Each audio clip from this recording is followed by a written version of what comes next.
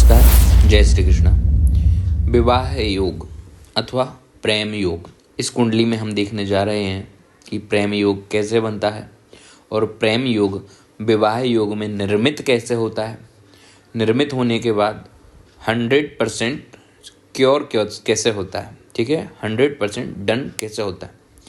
ठीक है, किशोरावस्था की जो समाप्ति जैसे ही होती है, यानी युवावस्था में हम जैसे ही आने वाले होते हैं या पहुंच जाते हैं, युवावस्था की हम परिपक्वता में आते हैं। ये एक ऐसी आयु होती है 18, 19, 20, 21, 22। इस आयु में हम जैसे ही आते हैं तो हमारा जीवन की जो कसौटी है उसको हम स्वयं ही कसने लगते हैं। जहाँ हमें संतोषजनक फल प्राप्त होता है उसी को हम हमारे जीवन की कसौटी समझ लेते हैं। आप ऐसा भी समझ सकते हैं। चलिए पॉइंट की बात पर आते हैं। गोचर यानी ग्रहों का जो गोचर होता है, राशियों पर ट्रांजैक्शन होता है, अथवा वर्ष कुंडली, इसके द्वारा हम इस सब्जेक्ट को बहुत ही बारीकी से समझ सकते हैं, देख सकते हैं।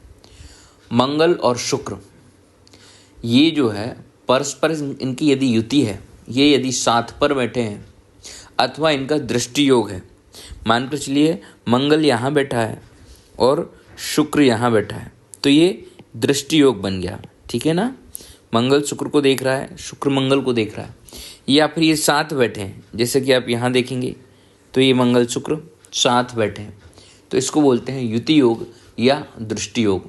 यदि ये एक व्यक्ति की कुंडली में बनते हैं, कहाँ पर, लग्न, ये देखिए लिखा है मैंने तुला लग्न, लग्न में दूसरे भाव में, चौथे भाव में, छठे भाव में, सातवें भाव में, आठवें भाव में, 10वें भाव में और 12वें भाव में यदि ये ग्रह यहाँ पर बैठते हैं या इनका दृष्टि योग बनता है। मानकर चलिए मंगल यहाँ पर है 6वें भाव में और शुक्र यहाँ है 12वें भाव में, तब भी ये दृष्टि योग बन गया।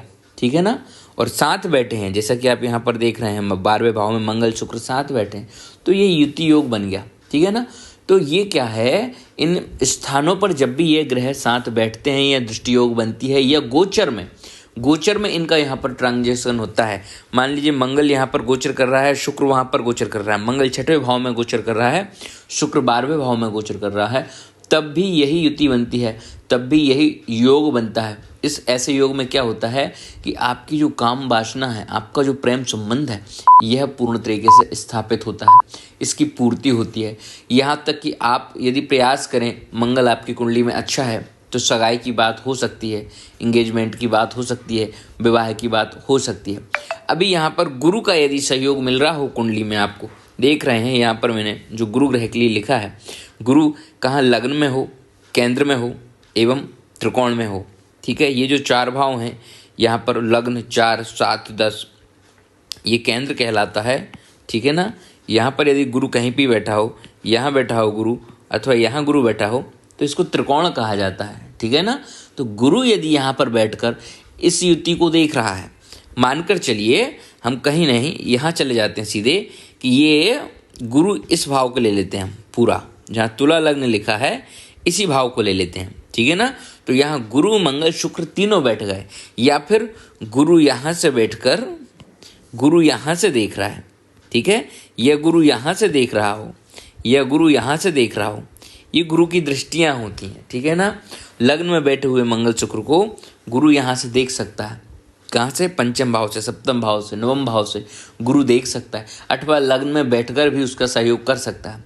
तो गुरु यदि सहयोग कर रहा है लग्न से, केंद्र से, त्रिकोण से, जहाँ भी स्थान मिल रहा हो वहाँ से यदि सहयोग कर रहा है, तो इस योग की सबलता और अधिक बढ़ जाती है, इस योग की प्रबलता और अधिक बढ़ जाती है। आप देखेंगे अवश्य ही यह योग जो है ना, आपको विवाह कराएगा। आपका जो प्रेम संबंध है, आपका जो काम वासना थी, यह विवाह योग में परिवर्तित हो जाएगी और आपका विवाह 100% होगा। आप ऐसा परीक्षण कर सकते हैं।